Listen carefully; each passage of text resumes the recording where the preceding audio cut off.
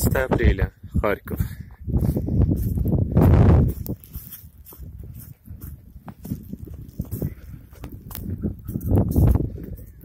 Через месяц лета. Нет, это ошибка.